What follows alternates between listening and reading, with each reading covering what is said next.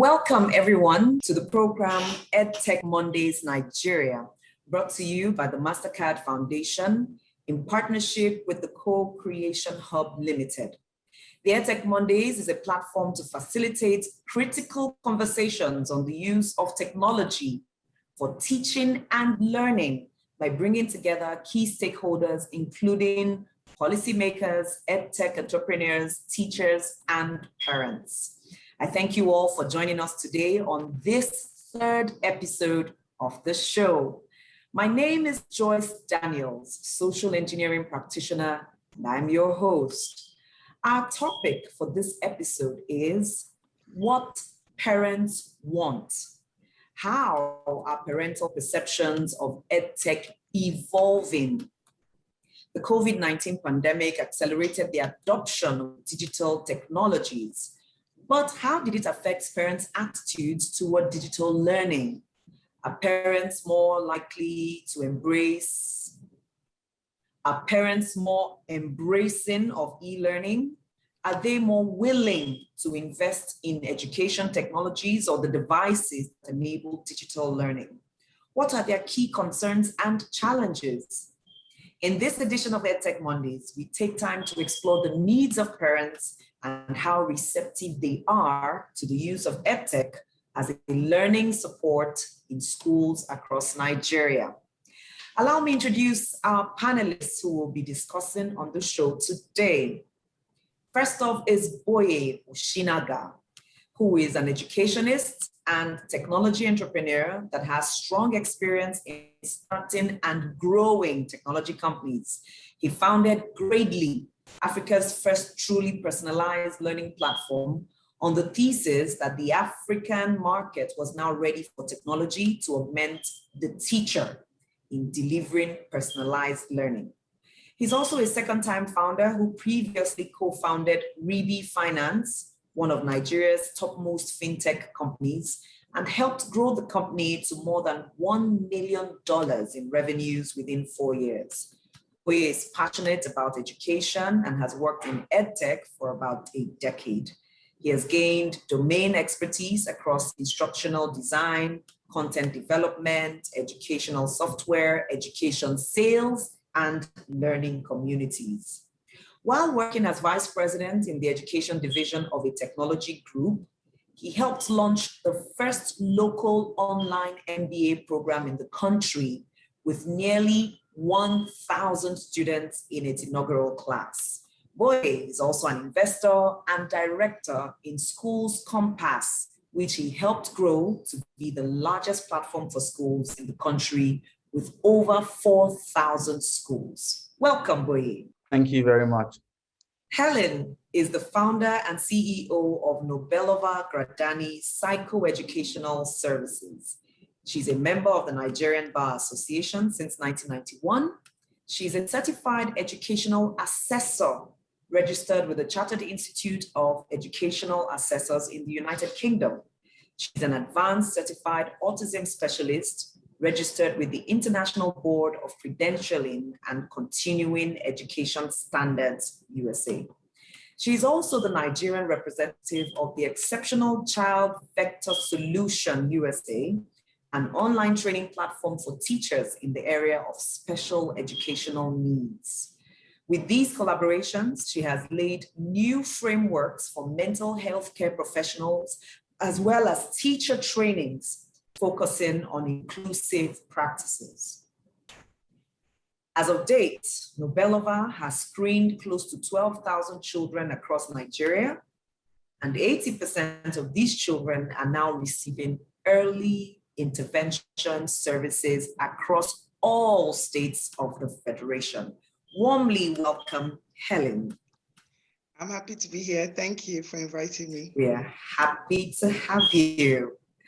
Jadesola Adedeji is also here with us.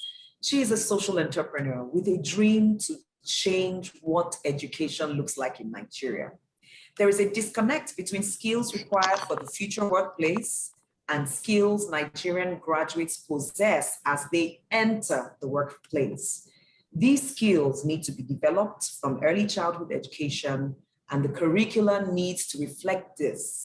She believes that today's children are tomorrow's employees. After a 20-year career in the pharmaceutical industry, her foray into education was born out of a desire to engage her own children in meaningful and creative enrichment programs, and by extension, a desire to extend the opportunities and benefits of such programs to other children in her communities, and motivated her to engage in education management and skills development programs using innovative educational tools. Together with her friend, late Dr. Fumi Ogunwuyi, STEM Mets was founded in 2013. The company runs a number of award-winning international STEM programs in Nigeria and also has strategic partnership with Airbus Foundation. STEM Mets has impacted over 9,000 learners since its inception.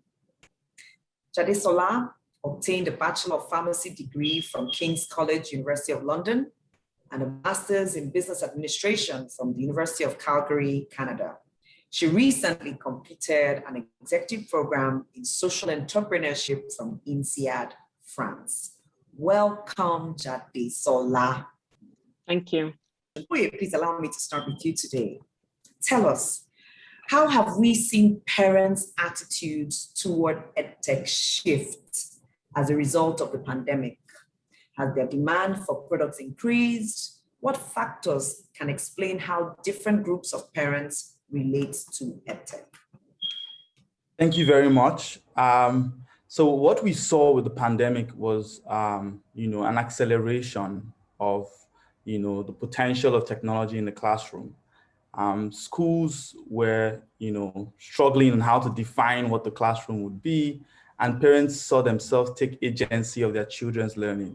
I can't count how many parents ask me what the curriculum for children will be. So like, well, what's my child's curriculum, And they didn't want to ask the school, so they started asking other parents like them. And so, but that agency, taking agency that way, has also led to a new wave of some parents who have seen the value of homeschooling and managing their entire children's education by themselves.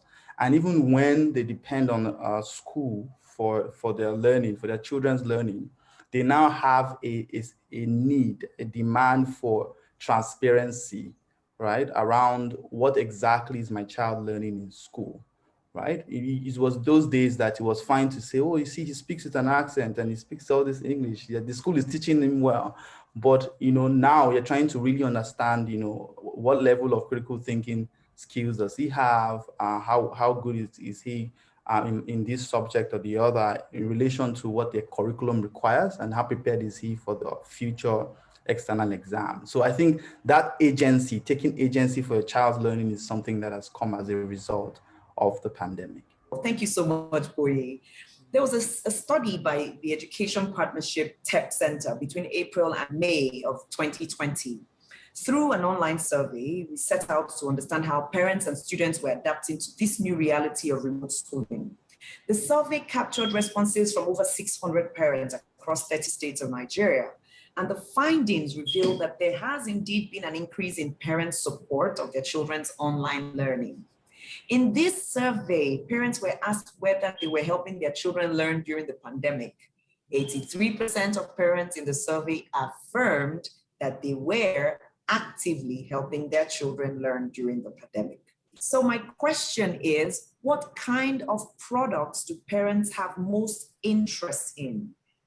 Jadesola, would you please enlighten us? Sure. Thank you so much. I think the pandemic really, as we all saw and experienced, shifted mindsets in terms of even, the interest in exploring alternative tools and methodology for learning. So whether our parents liked it or not, online became a reality. And so apart from the, online lessons that really schools had to quickly rustle up together, parents were, more likely to engage in looking at alternative tools. So it could be from, apps that have quizzes to reinforce learning, to video lessons online, YouTube lessons even, and even exploring international, e-learning platforms. There was an urgency and agency, as Boye said, in terms of, look, my child needs to continue learning. Learning cannot be disrupted in any way, shape, or form. And really, the only thing we all had was access to internet and alternative platforms. So we've seen more acceptance to use tools that maybe they just considered as, oh, he's just playing on the phone, or what app is this? They are actually seeing these innovative tools as a way for their children to learn, to continue to learn, to assess what they're learning. And they are being educated themselves, to be honest. Yes. A lot of them for the first time are saying, oh, I didn't even know this was what they were doing. So it's also been for the positive and negative, because the power was shifted to the parents' hands, because they were assessing the quality of what was coming out of the school. They were assessing the quality of the teachers in terms of the ability to even deliver online. They were assessing even, things like diction. Oh, here's the English teacher, English is a bit suspect, where before they would have just dropped the child off and they would have gone off. So it helps in terms of both the parents and the students, and the availability of different tools that are available to them. So I think in all of it, it wasn't just the students that got educated, the parents also got educated.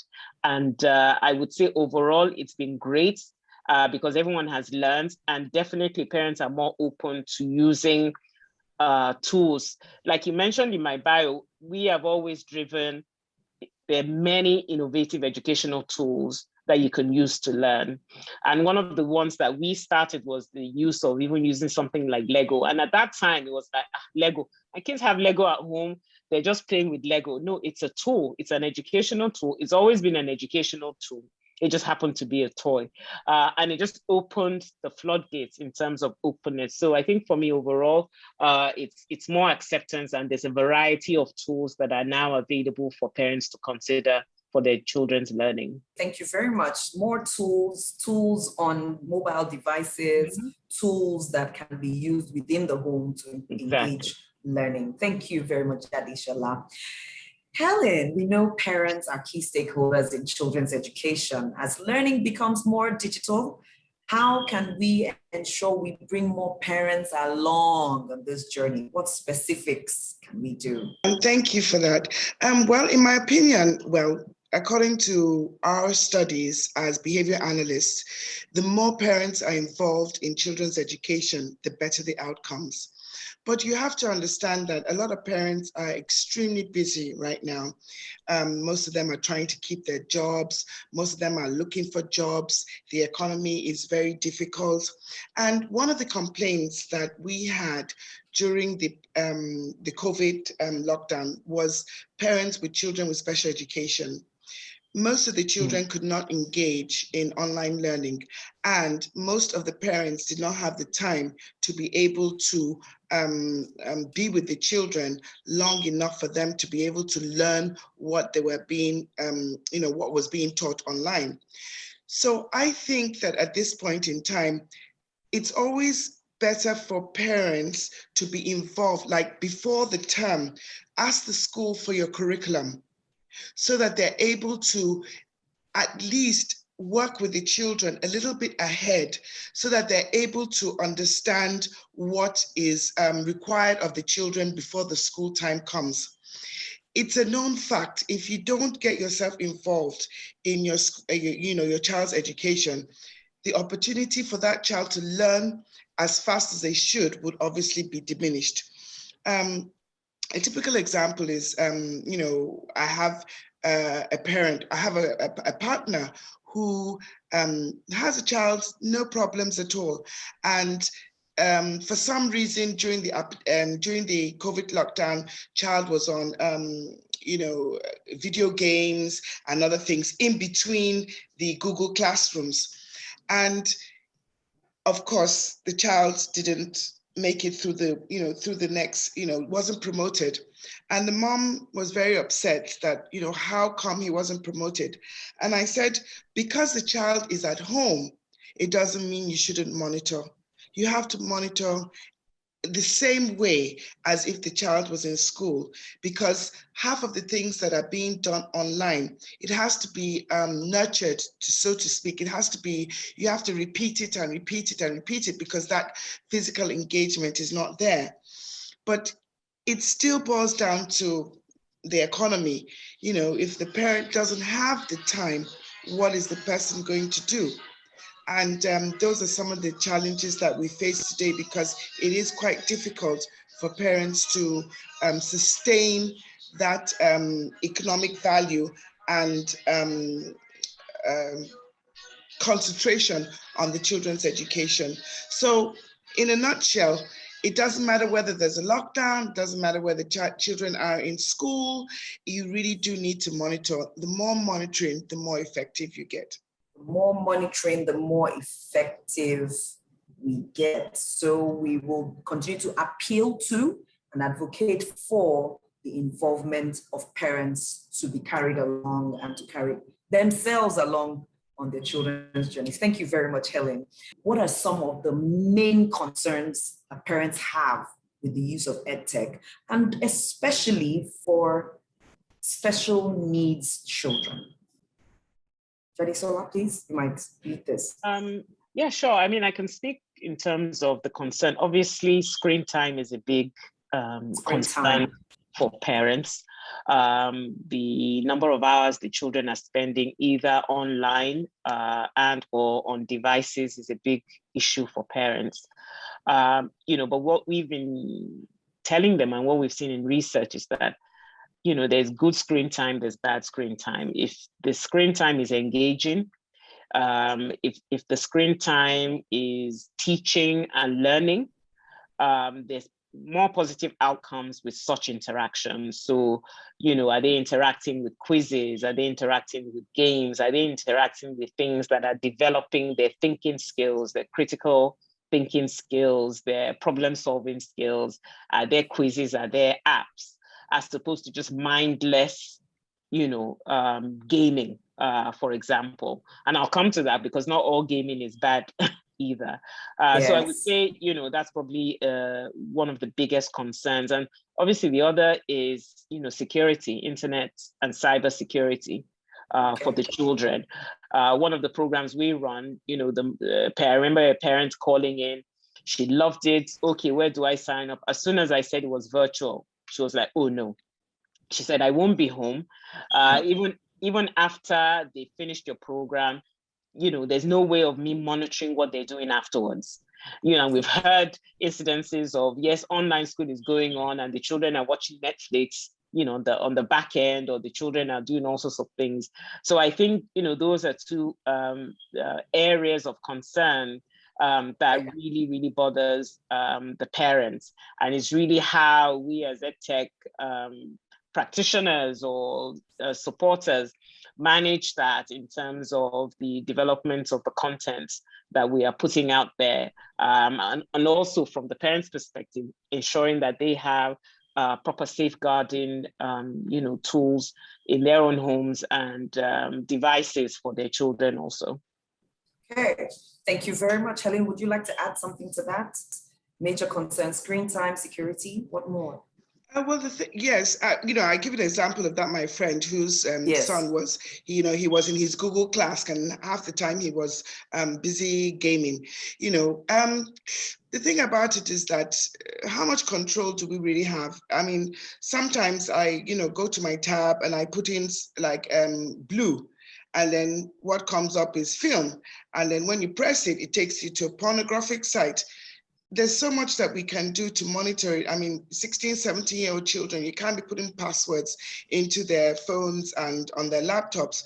I think it's just about educating your child about what is, you know, what you should be doing, what's appropriate for you. I mean, if you get to a site that you see is not, it's not encouraging, you know, you need to come out. I've had parents whose children are addicted to pornography, and the mom says, we don't have any pornography in my home. But the thing about it is that the child is on the phone 24/7.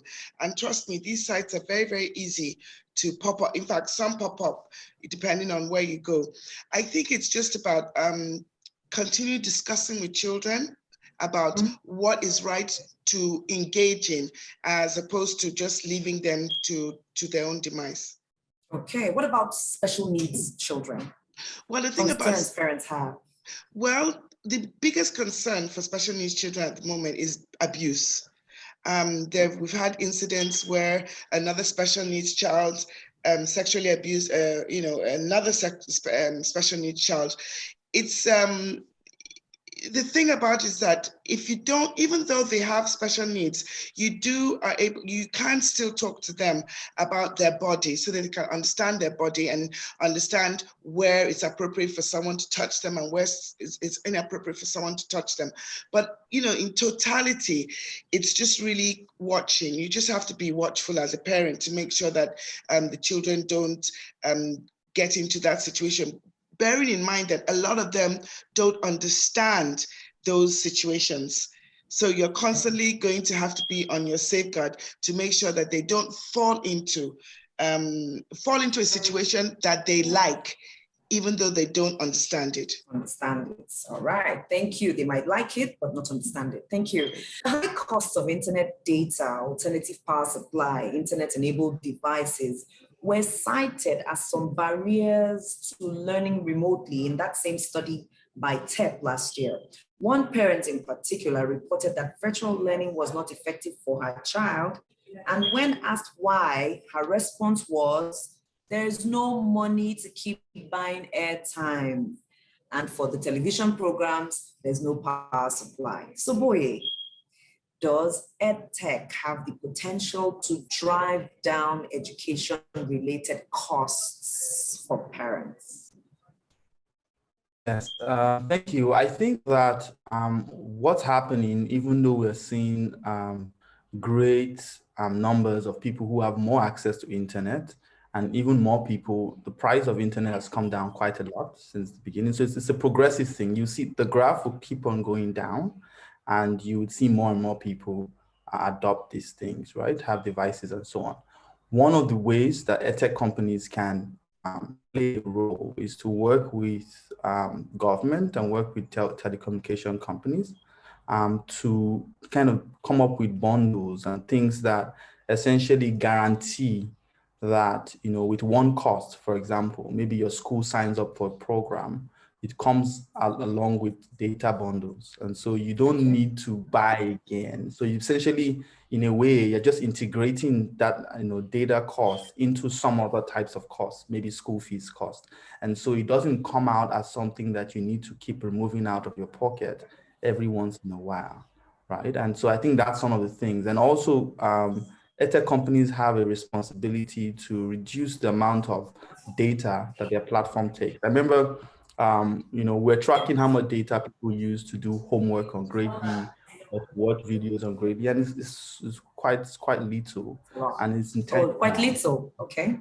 Yeah, it's intentional, right? And even a very animated video and all of that for 4 minutes or so is about 20 MB, and it's still sharp and great, right? And so you want to do things like that, and if possible, also enable offline access, right? So when we're launching the mobile app soon, that's kind of how we're thinking about it, is that you can download once and watch continuously. So you just have it. And so you're essentially, you don't need the internet again to access the same material.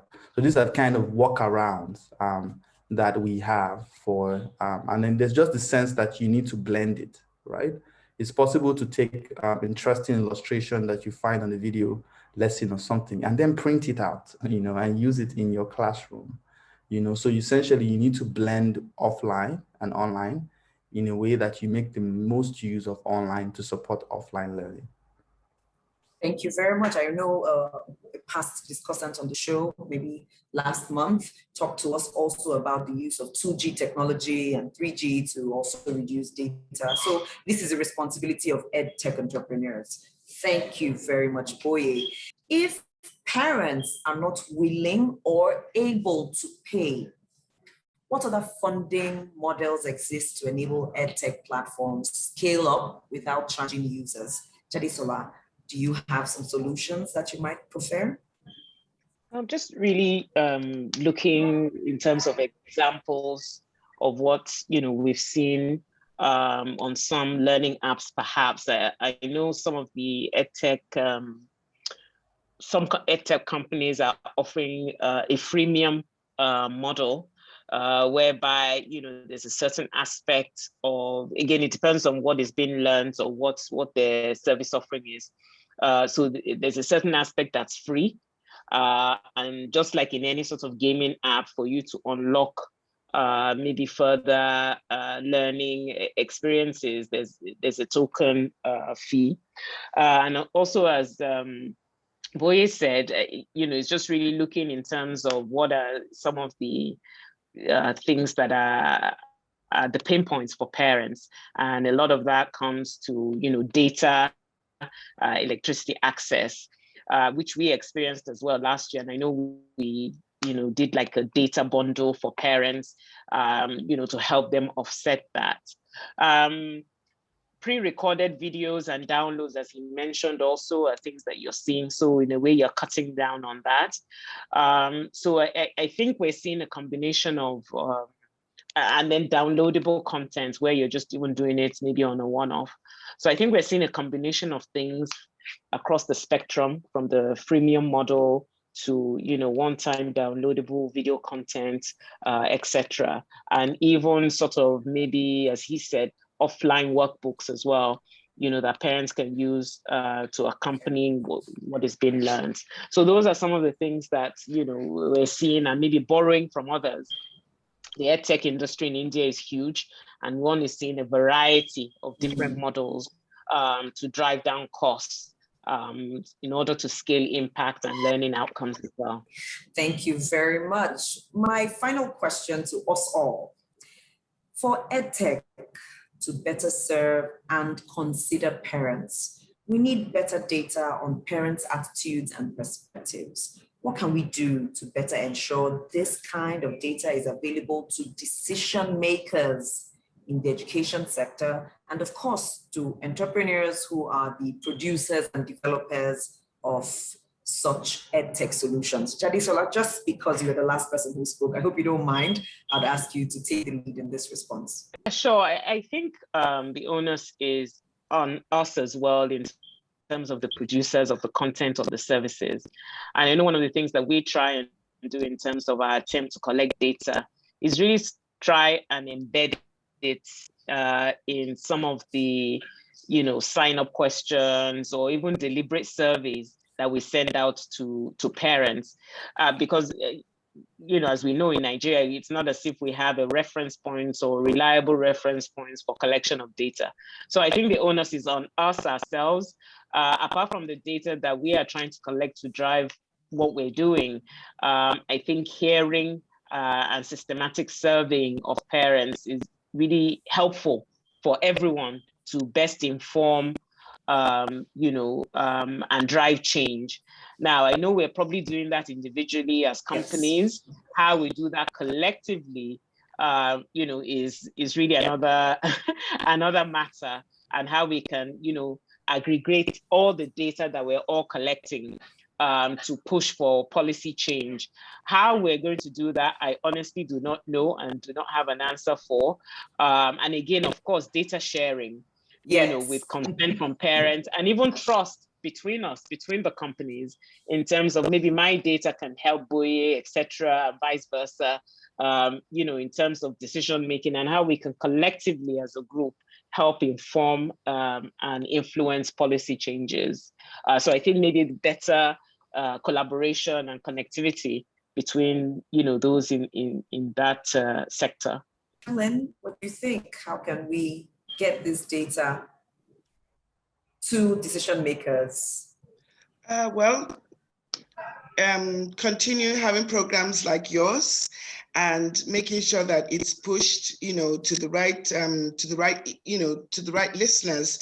It's very, very encouraging when you have, organizations like yours that are really trying to do the best to help the Nigerian child, because education, obviously, according to Tony Blair, is the source of an economy. So we just need to constantly continue being the devil's advocate, continue advocating on behalf of the children to make sure that they understand that if we don't provide the resources for them to be able to do well, it only reflects on the economy in the long term. Thank you very much for what you're doing, and I really, really hope that this your program gets to the right ears. Thank you so much, Helen. Boye, what do you think? How can we help this get to more decision makers and entrepreneurs? I think that it's actually, that's an interesting question for me, because I remember one of the inspirations of Gradani is a conversation with a fellow at World Bank who was saying that we have to do all these Step B programs in different states to figure out how much teaching is going on, how much learning is going on in classrooms, and so expensive, as $2 million per state, and if you guys can find something, if you tech people can find something, and in a sense we have, and it's interesting to see that. So Gradani is built on top of the proposition of data. So we believe that if you can find the data around how much learning happened in class today, and how much learning and how much improvement the child is making and where the gaps are, and then you can then solve that problem with video lessons and the learning materials and the resources. So what I would say is that it's time to start to look at how much of the offline data capture and collection is already has an automated version. It has an electronic version, right? So that you can start to replace manual processes and manual data collection processes with electronic ones. So we want to compare how much data do we have electronically, and like Jadesola said, amongst the EdTech coalition in a sense, and say, can that now place, right? I know I've talked to state governments that are looking to work with us to, with public schools to find that data on time before they start to fail at the examination level. Can we find out which, not just whether they are getting Fs or they're getting Ds, but exactly which area in grammar are they struggling with? If you can find that at scale and do something to intervene with that, you can entirely improve learning outcomes, even at the exam level. I expect to see that even WAEC pass rate and such types of exams will make significant improvement with more data available to regulators, government, and so on. Fantastic, thank you. So maybe we'll also take a call to action from Jadesola, who says we might begin to collaborate. So maybe 3 of us here today will collaborate and bring our data together so that perhaps we might even reach out to one of the telecommunications companies to say we create a new bundle for teachers and schools and parents only, and we'll find a way to monitor it, and it's very effective for education. Who knows? We'll be glad at MasterCard Foundation and CcHUB to hear that such a collaboration and such a policy and such an outcome was a result of this show. We'd like to say thank you for being here with us. To all our listeners, we would love to hear from you. Tell us, what do you think parents want? How receptive are parents to emerging EdTech initiatives? If you are a parent yourself, please tweet at us at cc_hub using the hashtag EdTech Mondays Nigeria. I repeat, use the hashtag EdTech Mondays Nigeria on Twitter, tweeting at CcHUB, cc_hub. You can also send us a text or WhatsApp message on 0703 165 0809. That is 0703 165 0809. And you can join our Telegram channel, EdTech Mondays Nigeria, and let us know what you think. Thank you once again to our panelists for today. We're so honored and glad that you could make it. Thank you. And thank you for having us. Our listeners, thank you. To all our listeners, we look forward to having you join us same time, same station next month. My name is Joyce Daniels. Have a wonderful week.